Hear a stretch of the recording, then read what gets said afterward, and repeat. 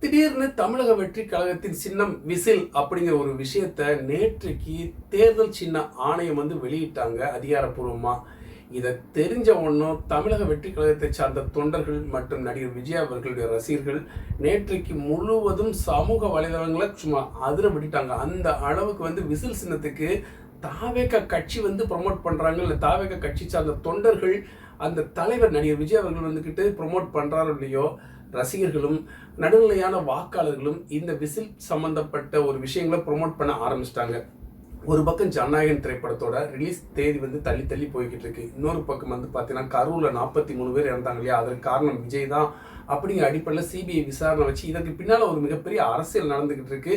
இதனால சோர்வடைந்த விஜய் அவர்கள் எந்த ஒரு அறிக்கையும் எந்த ஒரு கூட்டத்தை நடத்தாமல் இருக்கிறனால மக்கள் மத்தியில் ஒருவேளை கவனம் ஈர்ப்பு குறையப்பட்டதோ விஜய் அவர்களுடைய கட்சிக்கு அப்படிங்கிற மாதிரி நிறைய பேர் அரசியல் செஞ்சுக்கிட்டு இருந்தாங்க. இந்த மாதிரி சூழ்நிலையில தான் தேர்தல் சின்ன ஆணையம் தாவேக கட்சி தலைவரான விஜய் அவர்களுடைய சின்னம் விசில் அப்படிங்கிறத அனௌன்ஸ் பண்ணியிருக்காங்க. இந்த சின்னம்னா உங்களுக்கு ஈஸியாக கிடைக்கவும் கிடைக்காது. அது போக ஒரு கட்சி ஆரம்பித்து மக்கள்கிட்ட கொண்டு போய் ரீச் ஆகிறதே ஒரு மிகப்பெரிய விஷயம். ஒரு கட்சி சாதாரணமாக ஆரம்பிக்கிறான்னு வச்சுக்கோங்களேன், அந்த கட்சி அந்த பேரை மக்கள் மத்தியில் மக்கள் அடி மனசில் பதிய வைக்கிறது ஒரு மிகப்பெரிய டாஸ்க்குங்க.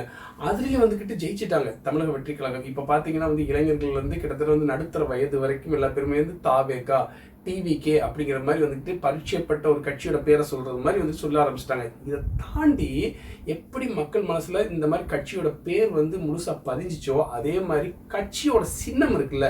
இப்போ உதாரணத்துக்கு திமுக அப்படின்னா யோசிக்காம உதயசூரியன் சொல்லுவாங்க, இல்ல இரட்டை இலை எந்த ஒரு கட்சியோட சின்னம் கேட்டா அதிமுக சொல்லுவாங்க. இந்த மாதிரி தாவேகா டிவிகேக்கு ஒரு சின்னம் மக்கள் மனசுல ஆழமா பதியணும் அப்படிங்கிற விஷயம் ரொம்ப நாட்களாகவே அந்த கட்சியை சார்ந்த தொண்டர்கள் நிர்வாகிகளுக்குனா ஆசையா இருந்துச்சு, ரசிகர்களுக்கும் ஆசையா இருந்துச்சு. அந்த அடிப்படையில் நேற்றைக்கு திடீர்னு தாவேகாவோட கட்சியோட சின்னம் விசில் அப்படிங்கிற ஒரு விஷயத்தை அனௌன்ஸ் பண்ணோன்னு என்னடா திடீர்னு இப்படி எல்லா பேர் மனசுலையும் ஆழமா பதியக்கூடிய ஒரு சின்னமா அமைஞ்சு போச்சுன்னு சொல்லி ரொம்ப குஷியா இருக்காங்க தமிழக வெற்றி கழகத்தை சார்ந்த தொண்டர்கள் மற்றும் விஜயோட ரசிகர்கள். இந்த சின்னம் ஈஸியா கிடைக்குமாங்க அப்படின்னா கேட்டீங்கன்னா, இப்படிப்பட்ட சின்னம் ஒரு பொது சின்னம் அப்படின்பாங்க. பொது சின்னம்னா என்ன அப்படின்னு பார்த்தோம்னா, பொது சின்னம் மாநிலம் முழுவதும் இருக்கக்கூடிய இடங்கள்ல இந்த சின்னத்தை பயன்படுத்தி தேர்தல் நிற்கலாம். பொதுவாக இந்தியாவில் பார்த்தீங்கன்னா 2 கட்சிகள் இருக்குங்க. கட்சி எப்படி பிரிக்கிறாங்கன்னா, அங்கீகரிக்கப்பட்ட கட்சி, இன்னொன்று பதிவு செய்யப்பட்டு அங்கீகரிக்கப்படாத கட்சி. இப்போ தாவேகா விஜய் அவருடைய கட்சி பார்த்தீங்கன்னா பதிவு செய்யப்பட்டு அங்கீகரிக்கப்படாத கட்சி. இப்படித்தான் 2005ஆம் ஆண்டு விஜயகாந்த் இருக்கார் இல்லையா, அவருடைய தேமுதிக கட்சி 2005ஆம் ஆண்டு ஆரம்பிக்கப்பட்ட பொழுது அவங்க 2006ஆம் ஆண்டு சட்டமன்ற தேர்தலில் போட்டி போட்டாங்க. அப்போ அவங்களுக்குன்னு ஒரு சின்னம் தேவை இல்லையா, அவங்களுக்கு முரசு சின்னம் வேணும்னு சொல்லி அவங்க விண்ணப்பிச்சிருந்தாங்க. ஆனால் நீங்கள் புதுசாக தொடங்கப்பட்ட கட்சி, உங்களுக்குன்னா இந்த மாதிரி ஈஸியாக மக்கள் மனசில் பதியக்கூடிய முரசு சின்னம் கிடைக்காது. இந்த முரசு சின்னம் பொது சின்னத்தோட லிஸ்ட்டில் இருக்குது, உங்களுக்கு கொடுக்க மாட்டோம் திட்டவட்டமாக தேர்தல் சின்ன ஆணையம் கொடுத்து சொல்லிட்டாங்க. அதுக்கப்புறம் இவங்க கோர்ட்டுக்கு போய் தேமுதிக விஜயகாந்த் கோர்ட்டில் கேஸ் போட்டு அதுக்கப்புறம் தான் முரசு சின்னத்தை வாங்கினாங்க. அப்படிப்பட்ட ஒரு மிகப்பெரிய ஒரு கூட்டத்தை கொண்ட மக்களை கவர்ந்த தேமுதிகவுக்கு இந்த மாதிரினா இப்போ தான் விஜய் அவர்கள் கட்சி தொடங்கியிருக்காரு. இவருக்கு எப்படி கொடுப்பாங்கன்னா, இந்த மாதிரி ஒரு பொது சின்னத்தை வாங்குறதுக்கு கிட்டத்தட்ட 3 வருஷத்துக்கு முன்னாடியே கட்சி சம்பந்தப்பட்ட அனைத்து தகவல்களையும் சமர்ப்பிக்கணும். அது போக அந்த கட்சி சம்பந்தப்பட்ட நிர்வாகிகளை பற்றிய அனைத்து தகவல்களையும் தேர்தல் சின்ன ஆணையத்தில் சொல்லணும். இந்த மாதிரி கட்சி சம்பந்தப்பட்ட செலவுகளையும் கிட்டத்தட்ட 3 வருஷம் கணக்கு சம்பந்தப்பட்ட செலவுகளை சமர்ப்பிக்கணும். இப்படி சமர்ப்பிச்சாலும் விண்ணப்பம் இருக்கு இல்லையா, அந்த அப்ளை பண்ணுவாங்களா ஃபார்ம், அந்த ஃபார்மில் கரெக்டாக எழுதணும். ஒவ்வொரு விஷயத்தையும் கரெக்டாக தப்பு தடங்கள் இல்லாமல் கரெக்டாக எழுதணும்.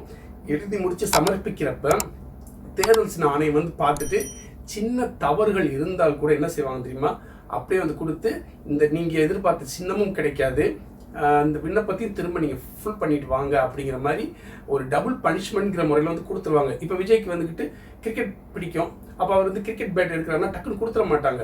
அவங்க இந்த தேர்தல் சின்ன ஆணையம் கிட்டத்தட்ட அவங்களுக்கு கொடுக்கப்பட்ட அந்த சின்ன பட்டியல் இருக்குல்ல, அதில் எந்த சின்னம் இடம்பெற்றிருக்கோ அந்த சின்னத்தை அவங்க சூஸ் பண்ணி விண்ணப்பிக்கலாம். அப்படியே விண்ணப்பிச்சா கூட இன்னொருத்தவங்க இந்த சின்னம் எனக்கு வேணும் அப்படின்னு சொன்னாங்கன்னா போட்டி அப்படிங்கிற ஒரு பெரிய பிரச்சனை உண்டாகுன்னு சொல்லி அந்த நேரத்தில் அவங்க தனிப்பட்ட முறையில் கேட்கக்கூடிய சின்னத்தை கொடுக்க மாட்டாங்க.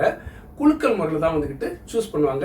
அப்படி இப்படின்னு பார்த்து ஒரு வழியாக தமிழக வெற்றி கழகத்துக்கு விசில் சின்னத்தை வந்து கொடுத்துட்டாங்க, கிடைச்சிருச்சு. இது ஒரு பொது சின்னம். இது வந்து பார்த்தீங்கன்னா தேர்தல் சின்ன ஆணையம் 1968 பக்கத்தின்படி 10P அப்படிங்கிறதுக்கு அடிப்படையில் இந்த தமிழக வெற்றி கழகத்துக்கு விசில் சின்னத்தை வந்துக்கிட்டு தேர்தல் சின்ன ஆணையம் வந்து கொடுத்துருக்காங்க. இந்த ஒரு விஷயம் தமிழக வெற்றி கழகத்தை சார்ந்த தொண்டர்களுக்கும் விஜயோட ரசிகர்களுக்கும் மிகப்பெரிய ஒரு சந்தோஷத்தை கொடுத்துருக்கக்கூடிய சூழ்நிலையில் விஜய் அவர்கள் அவருடைய எக்ஸ்தல பக்கத்தில் ஒரு பதிவு போட்டிருக்காரு. அதை பார்த்த ரசிகர்கள் வந்துக்கிட்டு இன்னும் குஷி ஆகிட்டாங்க. அதில் அவர் என்ன சொல்லியிருக்காருன்னா, நமது சின்னம் விசில், நல்லவர்களின் சின்னம் விசில், ஊழலை ஒழிக்கும் சின்னம் விசில், பாதுகாக்கும் அதாவது பாதுகாவலர்களின் சின்னம் விசில், இப்படிங்கிற விஷயத்தை வந்து அவர் பதிவிட்டிருக்காரு. இந்த பதிவை பார்த்தோன்னு விஜய் ரசிகர்கள் சொல்லவாங்க வேணும், ரொம்ப துள்ளி குதிக்க ஆரம்பிச்சிட்டாங்க, ரொம்ப சந்தோஷப்பட ஆரம்பிச்சிட்டாங்க. விஜய் அவர்களும் அவங்களை வந்து உசுப்பேற்றவில்லை. அவருடைய சந்தோஷத்தை ஒரு சின்ன சந்தோஷம், ஏன்னா ஆல்ரெடி வந்து ஜனநாயகன் சிபி விசாரணை சொல்லி ரொம்ப பிரச்சனை மாட்டிக்கிட்டார் மனுஷன்.